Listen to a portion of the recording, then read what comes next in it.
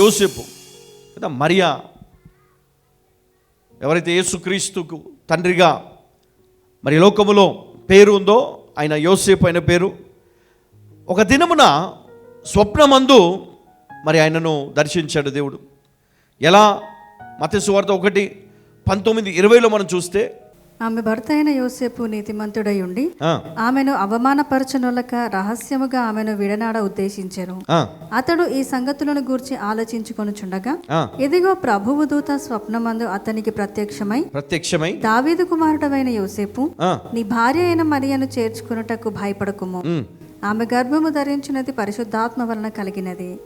తర్వాత మత్తయి సువార్త 2:13 చూస్తే, హేరోదు నుండి తప్పించుకొని ఐగుప్తుకు పారిపోమని అక్కడ స్వప్నమందు మరి తెలియజేస్తారు. తర్వాత మత్తయి సువార్త 2:19-22 వరకు చూస్తే, హేరోదు చనిపోయిన తర్వాత తిరిగి పాలస్తీనా వెళ్ళమని మరి ఆయన స్వప్నంలో మరి చెప్పడం జరిగింది.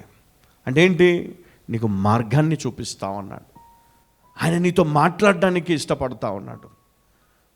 అతడు నీతిమంతుడు అని ఇక్కడ వాక్యం సెలవిస్తూ ఉంది. యోసేపు అతడు నీతిమంతుడు గనక అతని స్వప్నమందు అతనికి ప్రత్యక్షమై అతనితో మాట్లాడడానికి ఇష్టపడ్డాడు.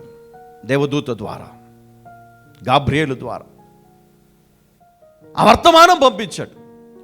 మరి ఈరోజు కనుక మనం ఆలోచన చేస్తే మరి మన జీవితం కూడా ఎట్లా ఉంది?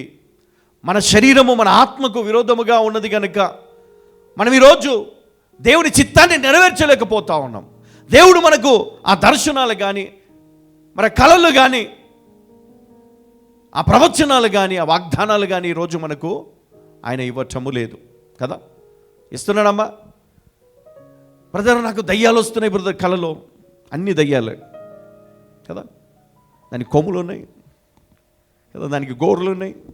బ్రదర్ నా కళలో పదే పదే ఆ మూల చివరిలో ఉన్నటువంటి ఒక వ్యక్తి కనబడుతూ ఉన్నాడు, ఆయన ఏదో చేస్తున్నాడు మాకు, నీకు తెలియదు, ఊహించుకో, నీకు నచ్చింది ఊహించుకో.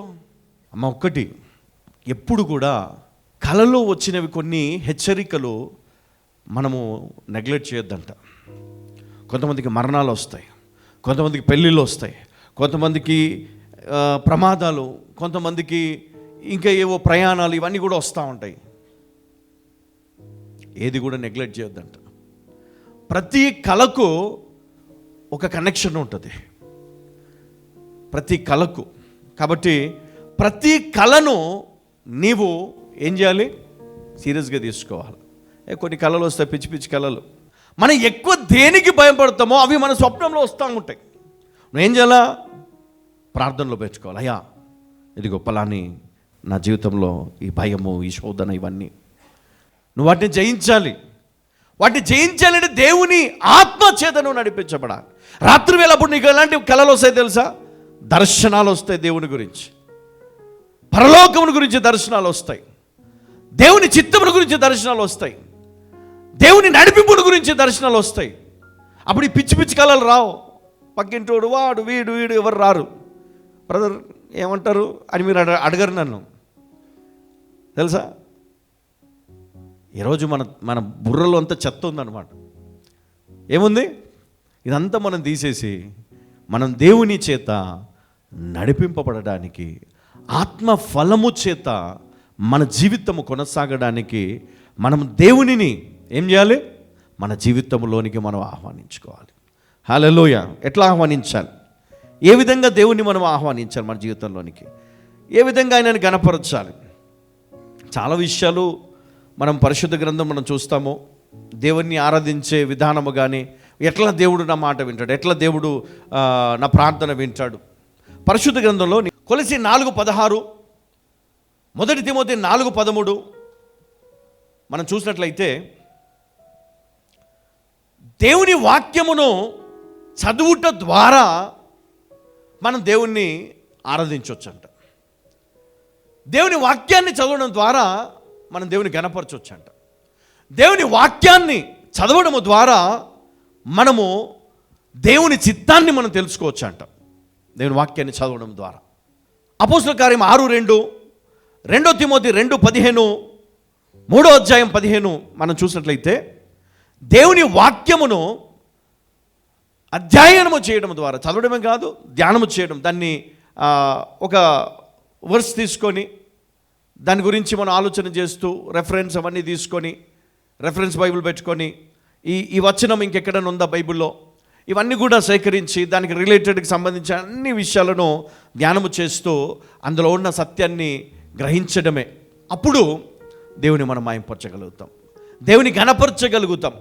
దేవుని వాక్యమును బోధించడం ద్వారా అపోస్తల కార్యములు 2వ అధ్యాయం 42, 6వ అధ్యాయం 7వ వచనం, 12వ అధ్యాయము 24వ వచనము, తర్వాత 1 తిమోతి 4వ అధ్యాయం 6వ వచనం, 2 తిమోతి 1వ అధ్యాయం 13వ వచనం, తర్వాత 2వ అధ్యాయం 2వ వచనం చూస్తే దేవుని వాక్యమును బోధించుట ద్వారా మనం దేవుని ఆరాధించవచ్చు.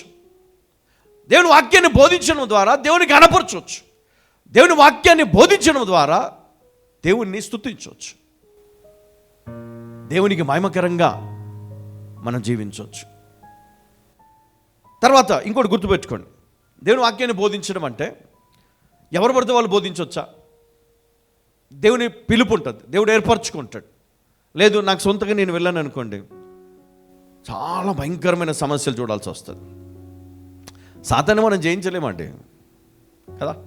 సాతానుడు ఏం చేస్తుంది? దేవుని చిత్తం ఉంటే సాతానుడు మనకు లోబడతాడు. దేవుని చిత్తం లేదనుకోండి, నేనే యుద్ధానికి పోతాను వెళ్ళిపోయాను అనుకోండి, ఏమవుతుంది? సాతానుడు బల్లెంతో పొడుస్తాడు. అదే దేవుని చిత్తం ఉందనుకోండి, నీకు ప్రొటెక్షన్ ఉంటుంది. హల్లెలూయా. ఎందుకంటే చాలా పొరపాట్లు కొంతమంది చేస్తూ ఉంటారు, త్వరపడి కొన్ని నిర్ణయాలు తీసుకోవడము.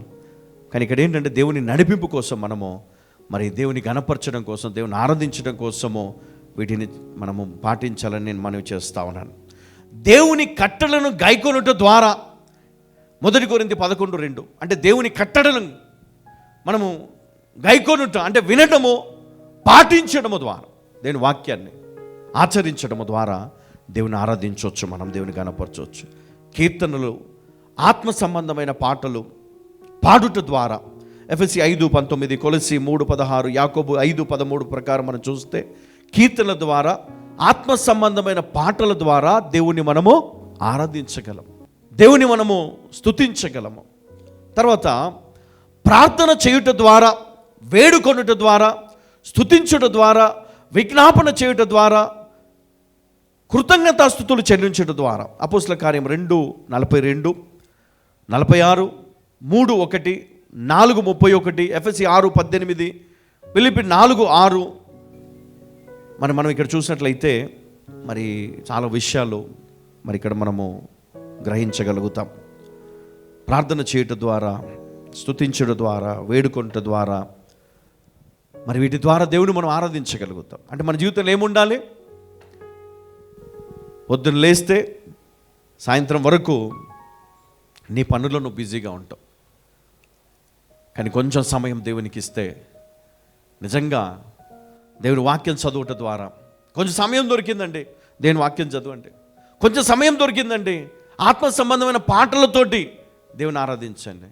కొంచెం సమయం దొరికిందండి, మీరు ఏం చేయాలా?